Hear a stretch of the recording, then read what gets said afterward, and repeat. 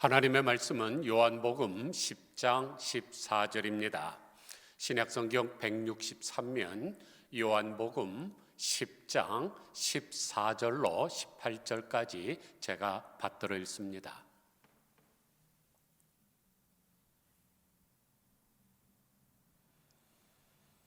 나는 선한 목자라.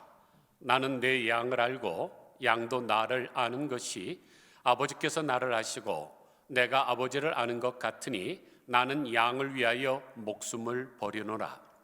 또 이 우리에 들지 아니한 다른 양들이 내게 있어 내가 인도하여야 할 터이니 그들도 내 음성을 듣고 한 무리가 되어 한 목자에게 있으리라.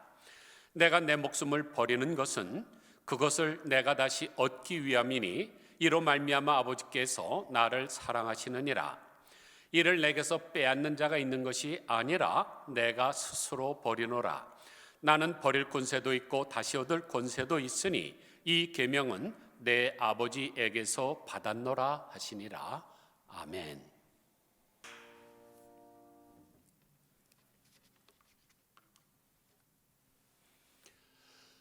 온 우주 만물 세상 만사에는 하나님께서 부여하신 원리와 법칙이라는 것이 있습니다. 가만히 보세요. 세상의 모든 것은 원리와 법칙을 따라 돌아갑니다. 그러므로 이 원리와 법칙을 따라 살게 되면 우리가 만사 형통하게 되지만 이 원리와 법칙을 역행을 하게 되면 만사 불통하게 됩니다. 그런데 중력의 법칙이라는 것을 발견한 영국의 물리학자 아이색 뉴턴이 물체의 운동에 관한 세 가지 법칙도 발견을 했는데, 첫째는 관성의 법칙이죠. 두 번째는 가속도의 법칙이고 세 번째는 작용과 반작용의 법칙입니다. 제가 설명드리려고 하는 것이 이 작용과 반작용이기 때문에 간단하게 설명을 드린다면, 한 물체가 다른 물체의 힘을 적용하면 다른 물체도 똑같은 힘으로 반응한다는 법칙입니다. 그런데 이 법칙은 오직 과학에만 적용되는 것이 아니라 우리 일상생활에서도 적용이 되죠. 예를 들어서 부부싸움을 하는데 한 사람이 큰 소리를 지르면 상대방도 큰 소리를 지릅니다. 그런데 가까이 가서 귀에 대대고 소곤소곤하면 상대방도 부드럽게 얘기를 합니다. 또 책상을 쾅 하고 세게 치면 큰 소리가 나지만 살짝 치면 작은 소리가 납니다. 그래서 내가 선하게 살면 선한 것이 찾아오게 되는 것이고, 내가 악하게 살면 악한 것이 몰려오는 것이고, 내가 부드럽게 하면 부드러운 것이 오는 것이고, 아름다운 생각을 하면서 살면 아름다운 반응이 돌아오는 것입니다. 그런데 이것은 오직 육적인 일에만 적용되는 것이 아니라 영적인 일에도 적용이 됩니다. 그래서 요한복음 5장 29절을 보니까 선한 일을 행한 자는 생명의 부활로, 악한 일을 행한 자는 심판의 부활로 나오리라 그랬습니다. 그러면 우리가 어떻게 살면 될까요? 당연히 선하신 하나님께서 부여하신 이 원리와 법칙을 따라 살면 됩니다. 그러면 잘 되고 형통하고 승리하고 평안하고 희락을 누리게 되죠. 입증된 신뢰 하나를 들겠습니다. J.C. 페니라는 이름을 가진 미국 사람이 사업을 하다가 파산을 했는데 그때 나이 58세였습니다. 60년 전에 미국 사람들의 평균 수명이 60이었으니까 58세면 거의 죽을 때가 다 된 나이였습니다. 그래서 J.C. 페니는 더 이상 어떻게 할 수가 없어서 절망에 사로잡혀 하나님 앞에 간절히 기도하고 있는데 하나님의 음성이 들려옵니다. 돈 벌 생각하지 말고 어려움에 처한 사람들의 고난을 대신 져주어라. 아니, 지금 사업에 실패돼서 지금 절망하는 사람한테 하나님이 이렇게 음성을 들려주면 얼마나 좋습니까? 아무것도 염려하지 말라. 내가 대박이 터지게 하겠노라. 너를 떼돈을 벌어서 갑부로 만들어주겠노라 하면 좋겠는데, 돈 벌 생각하지 말라. 대신 고난당하는 사람의 짐을 대신 져줘라. 그러나 그것이 하나님의 음성인 것을 믿은 이 J.C. 페니가 고난당하고 있는 사람들이 누군가 하고 주변을 돌아봤습니다. 그런데 주변을 보니까 목사님들이 은퇴한 후에 갈 곳이 없어서 고생하시는 분들이 너무나 많았습니다. 그래서 J.C. 페니는 은행 융자를 받아서 은퇴한 노인들이 가장 살기 좋다고 하는 플로리다에 콘도미니엄 100채를 지어서 은퇴한 목사님들을 모셔다가 지극정성으로 모셨습니다. 그러면 그 후에 어떤 일이 일어났을까요? 은퇴연금도 없고 교회가 작아서 은퇴한 후에 살 수 있게 해주지 못한 아주 가난한 목사님들이 졸지에 좋은 환경에서 좋은 집에서 살게 되니까 J.C. 페니에게 너무나 감사해서 목사님들이 매일매일 집중적으로 그를 위해서 기도를 해줬습니다. 그러자 J.C. 페니의 사업은 다시 일어나게 됐고 번성하기 시작을 했습니다. 결국 2053개의 백화점을 소유하게 됐는데 지금 우리가 가다 길거리에다가 보는 그 J.C. 페니 그 백화점이 그의 소유입니다. 그리고 그는 백화점의 왕이라는 별명을 갖게 되었죠. 사랑하는 성도 여러분, 지금 자기가 사업에 실패해서 자기 자신도 어렵지만 대신 어려움을 처한 사람들의 고난을 져주자 어떤 일이 일어났습니까? 영광스러운 일이 일어났습니다. 이게 바로 하나님이 부여하신 작용과 반작용의 법칙입니다. 세상 만사가 원리를 따라서 한치의 오차도 없이 운행되는 것과 마찬가지로 다른 사람의 고난을 대신 지어주는 사람들이 복을 받는 것은 하나님께서 정하신 원리요 법칙이기 때문입니다. 예수님께서도 고난을 당하셨기 때문에 부활의 영광을 얻으셨고 자기를 낮추시고 죽기까지 복종하셨기 때문에 하나님이 그를 지극히 높여 모든 이름 위에 뛰어난 이름을 주사 하늘에 있는 자들과 땅에 있는 자들과 땅 아래 있는 자들로 모든 이름을 예수의 이름에 꿇게 하시고 모든 이름으로 예수 그리스도를 주라 시인하여 하나님께 영광을 돌리게 하신 것이죠. 그런데 우리 주님께서 당하신 고난은 아주 특별한 고난입니다. 독특한 고난이죠. 그러므로 우리가 주님의 고난과 같이 본받아서 살면 우리도 특별한 영광을 얻습니다. 그러면 예수님의 고난은 어떤 특징이 있을까요? 첫째로 예수님이 당하신 고난은 자청 고난입니다. 18절 보세요.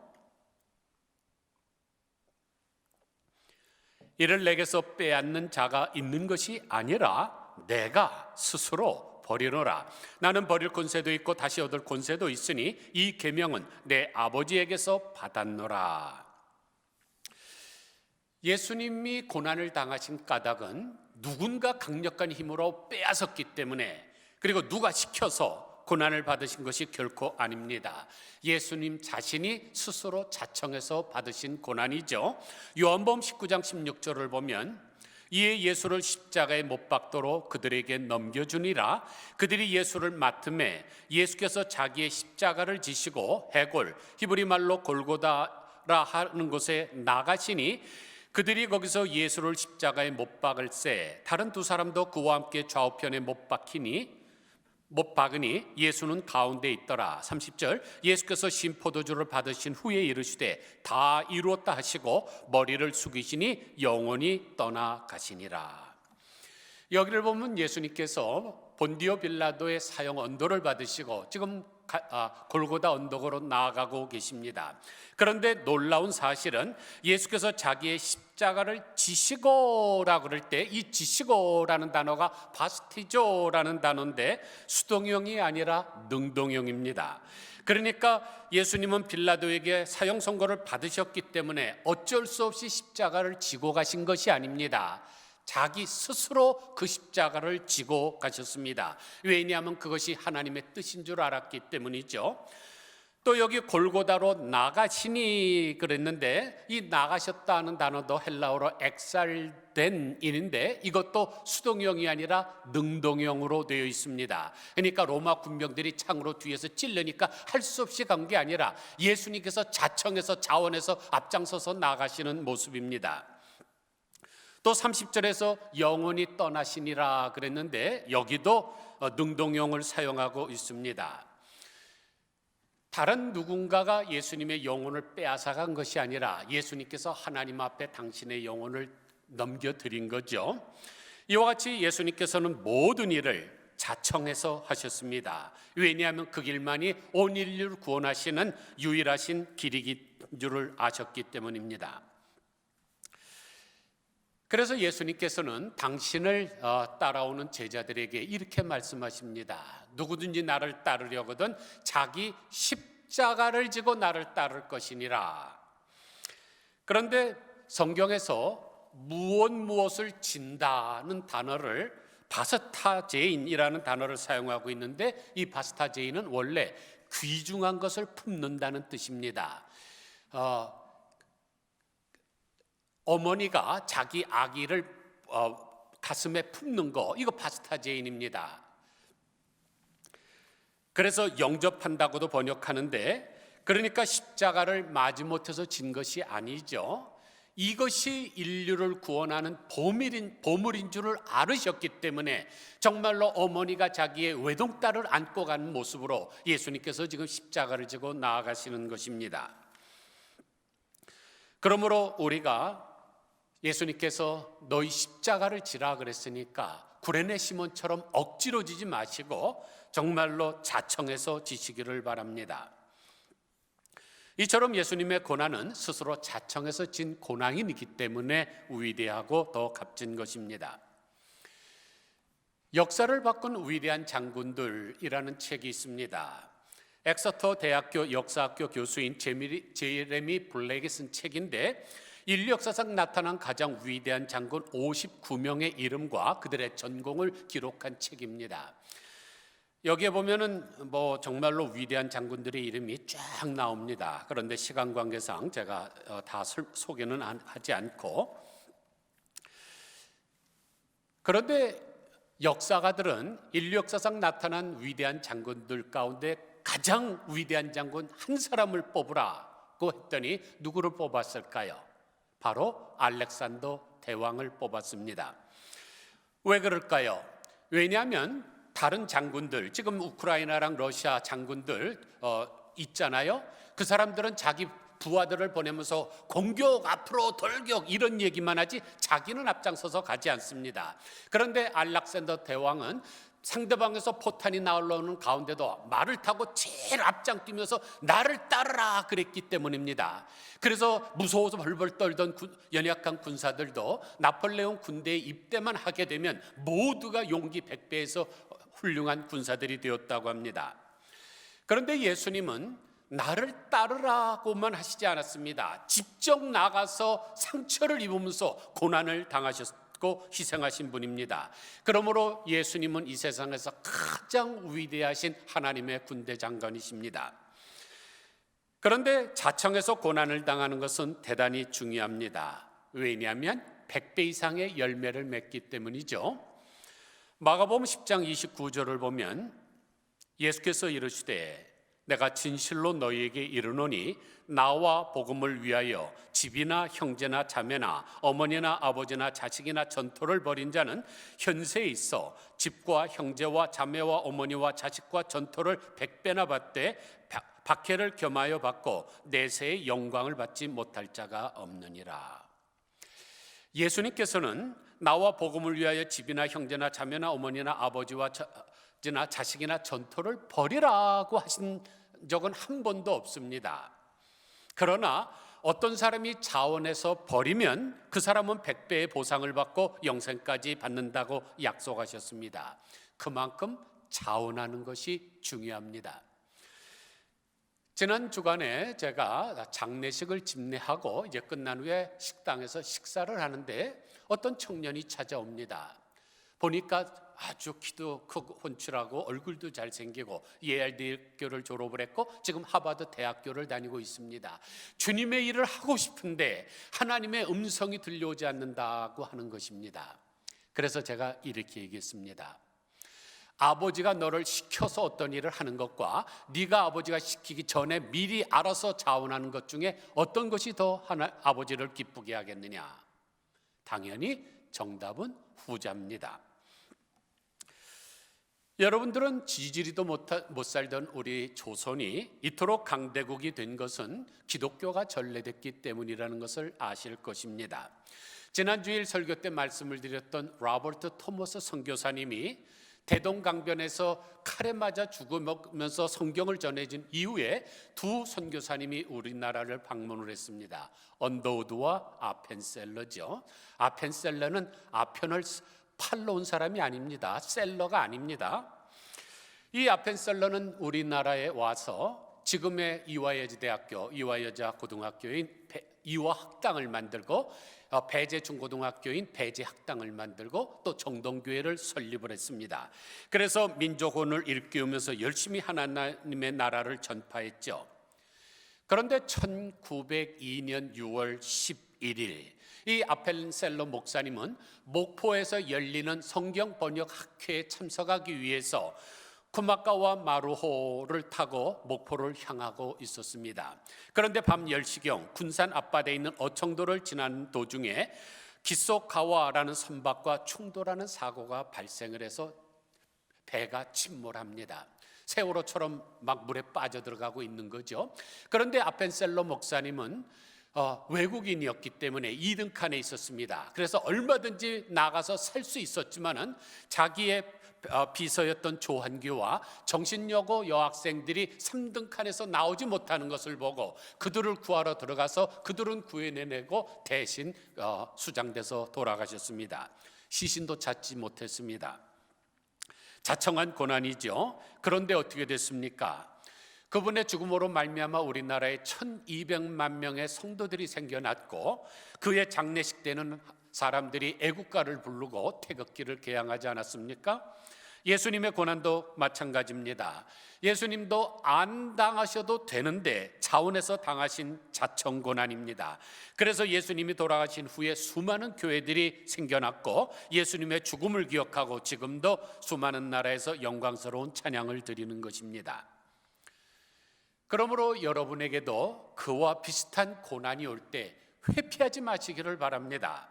대신에 고난이 오라, 시련이라 닥치라, 내가 너를 친구 삼아 하늘의 길을 걸어가리라는 각오로 살아가시면 작용과 반작용의 원리를 따라서 더 좋은 날이 도래할 것입니다. 둘째로 예수님이 당하신 고난은 대리 고난입니다. 15절 보세요. 예수님은 아버지께서 나를 아시고 내가 아버지를 아는 것 같으니 나는 양을 위하여 목숨을 버리노라. 예수님은 당신이 지은 죄 때문에 죽은 것이 아니죠. 예수님은 죄가 없으십니다. 히브리서 4장 15절을 보면 우리에게 있는 대제사장은 예수님을 가리켜요. 우리 연약함을 체휼하지 아니하는 자가 아니요 모든 일에 우리와 한결같이 시험을 받은 자로 돼 죄는 없으시니라.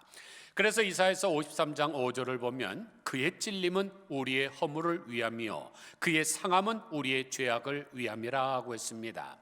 예수님은 죄인들을 대신해서 돌아가신 것입니다.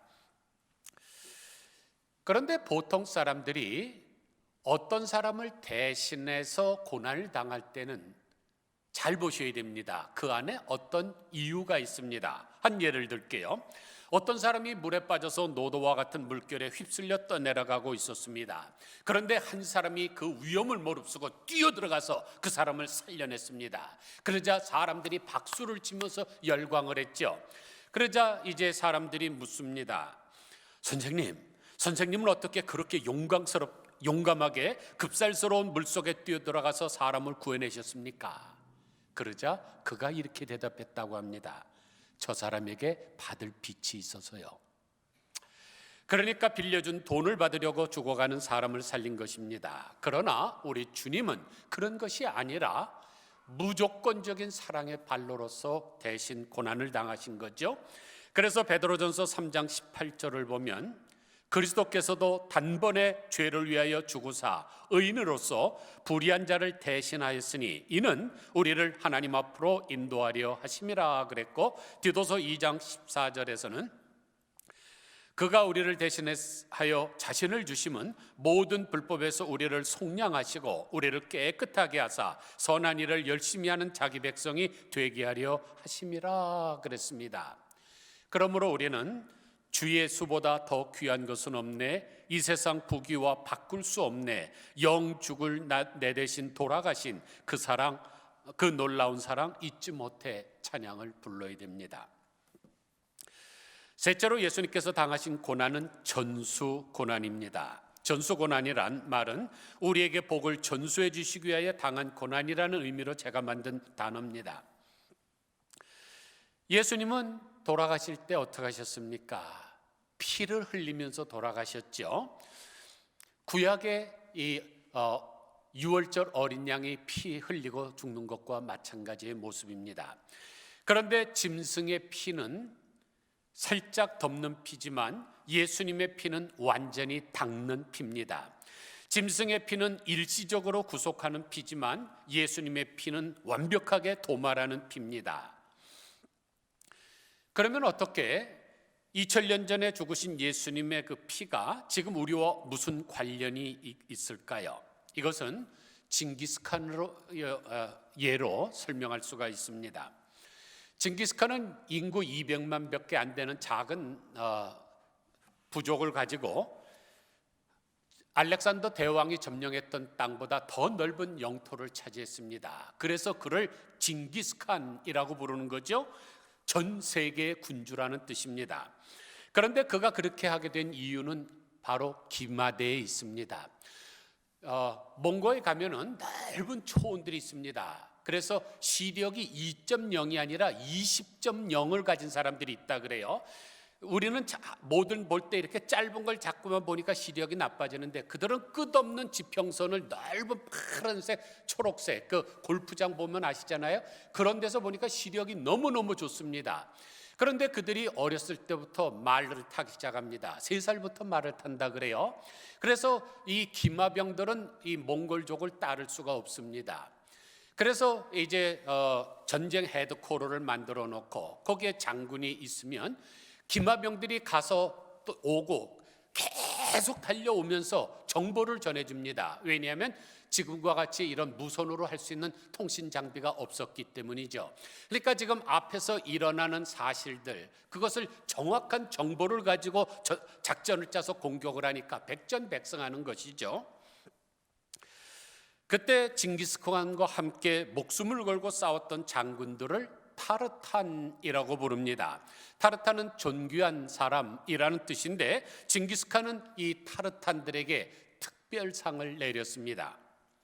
첫째, 너희들은 언제든지 누구의 허락을 받지 않아도 내 방에 들어올 수 있다.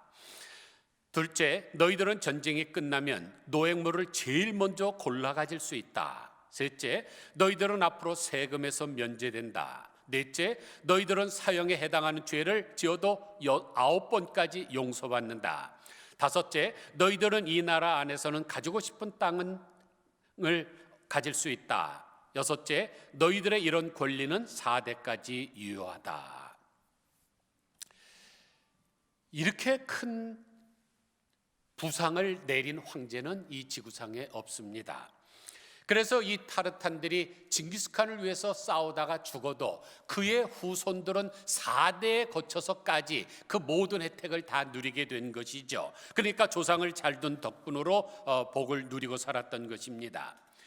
그런데 우리는 징기스칸의 타르탄이 아니라 골고다의 타르탄입니다. 예수 그리스도의 타르탄이죠. 그러므로 우리가 예수 그리스도를 위해서 목숨을 걸고 싸우면 이 예수님이 우리에게 주시는 특별한 상을 받게 됩니다.